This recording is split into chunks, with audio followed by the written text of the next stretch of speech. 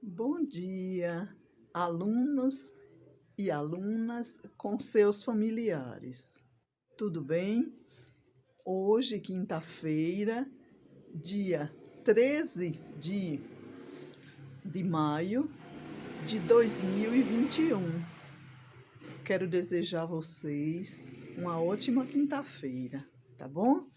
E desde já pedir desculpa por conta esses dias que estava tendo problema com a internet. E para isso eu quero pedir a vocês que tenham um pouco de paciência, que nós estamos conquistando e conseguindo adequar as nossas realidades, certo? E mesmo assim, ontem, quarta-feira, nós trabalhamos com matemática, corrigimos aquelas atividades do livro, trabalhamos também com religião, que foi o primeiro dia que nós trabalhamos com religião. Nós agora, uma vez na semana, nós iremos ter aula de religião. O nosso relacionamento com Deus. Esse é o mais importante, um tema maravilhoso, certo? E hoje nós iremos trabalhar com geografia. Nós paramos a outra semana fazendo aquelas revisões e hoje nós vamos dar seguimento e corrigir até algumas atividades. Se não der para a gente corrigir, nós vamos adiantando e vamos seguir em frente para a gente vai dar um assunto, corrige o outro e com isso a gente vai dando seguimento, tá bom? Nós tínhamos parado naquela divisão política do Brasil. O que eu quero ler aqui é isso, que essa divisão política do Brasil, vocês estão vendo aí no mapa, do lado direito, que o quê? O governo de um país deve ser capaz de organizar e administrar o território nacional. Por exemplo, quando eu falo território nacional, eu estou falando a nível de Brasil. E, ultimamente, nós sabemos que o nosso presidente da República, que comanda o Brasil, que representa o nosso Brasil, é Jair Messias Bolsonaro, que é o presidente da República, certo? Mas vamos dar seguimento, que aí vocês vão entender o que é que nós hoje vamos trabalhar. Esse território brasileiro, ele é bastante grande. Então, tem que ter alguns administradores, que foi o que aconteceu na época de 1543. Foi quando iniciou a colonização do Brasil, em 1534. O governo português, lá de Portugal, dividiu o território em faixas. E essas faixas eram denominadas também, que se estendia de um lado do litoral para o interior, até a linha de Tordesilhas. E essas faixas eram chamadas de capitanias hereditárias. Ó, em 1534, foi logo quando o nosso Brasil foi descoberto, porque já era descoberto, porque aqui já vivia quem? Os índios, entendeu? E quando foi dividido pelos portugueses, foi denominado a capitanias hereditárias. Então, essas faixas eram chamadas de capitanias hereditárias e a cada uma delas o rei doava um donatário, que era para tomar conta dessas terras, certo? O donatário ele devia administrar, devia também desenvolver, proteger a capitania que recebia do rei, tá bom? Aí nós vamos ver do lado esse mapa que era dividido nessas capitanias hereditárias. Então, eu estou falando isso anteriormente para que a gente chegue até a época atual. Para a gente estar no presente, nós tivemos que o quê? Temos que lembrar um pouco do nosso passado, tá bom? Então, atualmente, a divisão das terras do Brasil são essas. Ele é dividido em 27 unidades federativas, que são os estados do nosso Brasil, Cada estado brasileiro é uma unidade federativa, isto é, uma parte do Brasil. O Distrito Federal, onde está situado Brasília, onde fica o nosso presidente da República, é a capital do nosso país, do Brasil. Então, capital do Brasil é Brasília, é lá onde fica quem? O presidente da República. E aí, nós também é uma unidade federativa.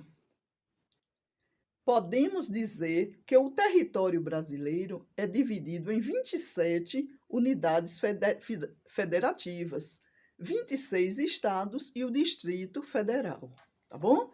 Vamos agora para a página 21 e nós iremos ver aqui a parte do Brasil com essas 26 capitais e estados e o Distrito Federal. E ó, é isso aqui que nós vamos ver o nosso país, como é bem grande, tá bom?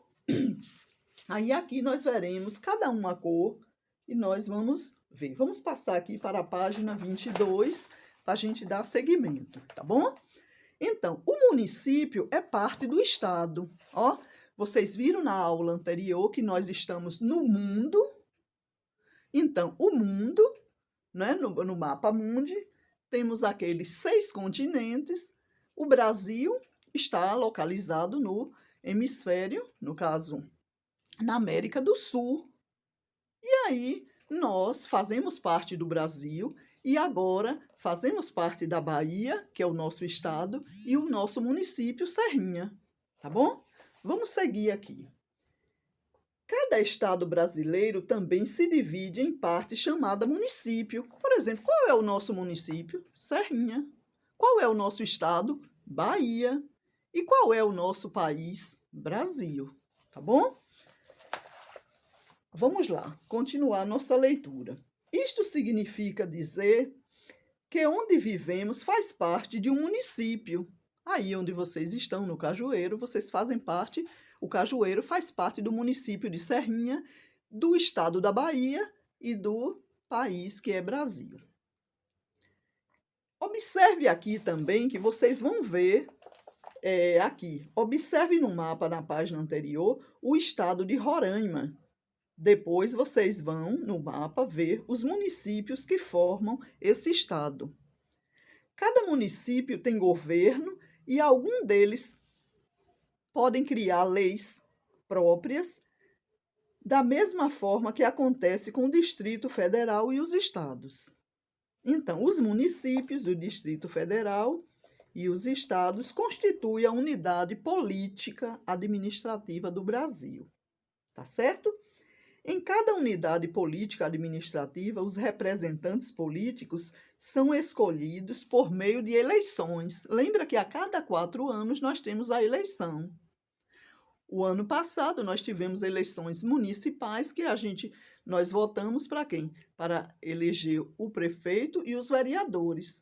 Quando for em 2022, nós iremos escolher quem? O presidente da República, os deputados estaduais, federais e senadores. Tá certo?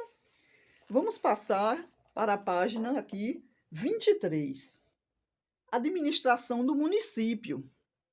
Essa administração, em todo município existe uma prefeitura e uma Câmara de Vereadores, ou Câmara Municipal. Por exemplo, em Serrinha nós temos o nosso prefeito que se chama quem? Adriano Lima, com 17 vereadores, que eles formam, os vereadores, leis para, junto com Adriano, governar o nosso município. E todos os municípios têm que ter um prefeito. Por exemplo, a Bahia nós temos 417 municípios, certo?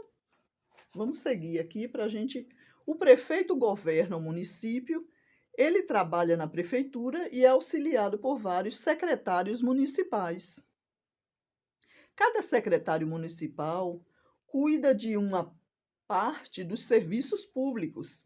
Por exemplo, nós temos da parte da educação, temos a nossa secretária. A parte da saúde, o secretário. Então, cada um para poder ajudar o prefeito a administrar o município. Tá bom?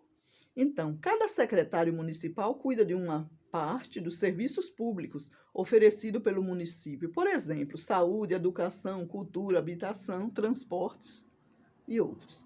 Os vereadores elaboram as leis do município e fiscalizam o trabalho do prefeito. Eles trabalham na Câmara de Vereadores. O prefeito e os vereadores são escolhidos pelos habitantes do município nas eleições municipais, o ano passado, em 2020. Além de escolher o prefeito e os vereadores, a população pode participar da administração do município de outras formas. Na Câmara Municipal, a população pode assistir às sessões em que são votadas as leis do município. Esses dias, com essa pandemia, está sendo restrito por 30% das pessoas que podem participar, para a pessoa ir assistir às reuniões. Então, é uma maneira de acompanhar a situação dos vereadores e apresentar reivindicações para a melhoria do município. Existe ainda os conselhos municipais compostos por representantes do governo e da população. Os conselhos, por exemplo, que fiscalizam o Conselho da Educação, o Conselho da Saúde, para ver como é que está sendo distribuído aquela verba que vem, para ver se está sendo empregada certo. E esses conselhos são organizados com o objetivo de debater os problemas do município e propor melhorias em diferentes áreas: saúde, assistência social, educação, infância e adolescentes, meio ambiente, entre outros. Tá bom? Aí eu estou fazendo essa leitura assim rápida para vocês verem, para depois também vocês acompanharem e fazer uma outra leitura. Então, as paisagens que temos no nosso município. Quais são? Por exemplo, Serrinha tem várias paisagens, né? A Santa, temos, né? As paisagens que compõem as serras. Então, existem muitas paisagens. Tem a Santa, o Morro do Fundo, tem aquele monte onde o pessoal sobe na Semana Santa, né? Então, em geral, os municípios são formados por uma área rural e uma área também urbana. Por exemplo, aqui, quem mora na sede, a zona urbana. Quem mora na zona rural é a zona rural, tá bom? Então, a área rural é o campo. A área urbana compreende na cidade, onde ficam os bancos, as lojas, as farmácias, os supermercados. Existem alguns municípios que têm apenas área urbana. É o caso do município em Natal, no estado do Rio Grande do Norte. Por exemplo, existe um município, esse município tem apenas a zona urbana, não tem zona rural. Os municípios também de São Caetano do Sul, no estado de São Paulo, de São João do Muriti, no estado do Rio de Janeiro, e de Curitiba, no estado do Paraná. São outros exemplos de município que não tem a zona rural, só tem o município. Que legal, né? Aí aqui vocês vão observar as figuras. Agora nós iremos ver também aqui como é que a gente pode se orientar no nosso município. Ó, você sabia como se orientar para chegar aos diferentes lugares do seu município? Podemos nos orientar conhecendo o lado onde o sol aparece ou onde ele se põe no horizonte. Então, o sol sempre aparece no mesmo lado, no horizonte pela manhã. Este é o lado leste. No fim da tarde, o sol se põe do lado oposto. Este é o lado oeste. Por exemplo, em cada um local, aqui na minha casa mesmo, o sol nasce aqui para este lado. Então, eu abro meu braço assim, ó, aqui, e para onde ele se põe, sempre é o lado oposto. Tá certo? E aí, vocês podem ver também na casa de vocês. Então, oriente-se pelo sol. Você pode se orientar tendo o sol como o quê? Uma referência, como referencial. Se abrir os braços com a mão direita, apontado para o lado onde o sol aparece, você terá a direção leste. A direção oeste estará do lado oposto. Por exemplo, aqui, ó, o lado que o sol nasce, a gente bota o lado direito, o braço direito. Oeste, então, no caso, leste, oeste. À sua frente, você terá a direção norte e às suas costas estará a direção sul. Leste é simbolizado com a letra L, oeste com a letra O, norte com a letra N e o sul com a letra S. São chamados os pontos cardeais que nos guiam. Por exemplo, quando também estamos em alto mar, vai se baseando também por os pontos cardeais.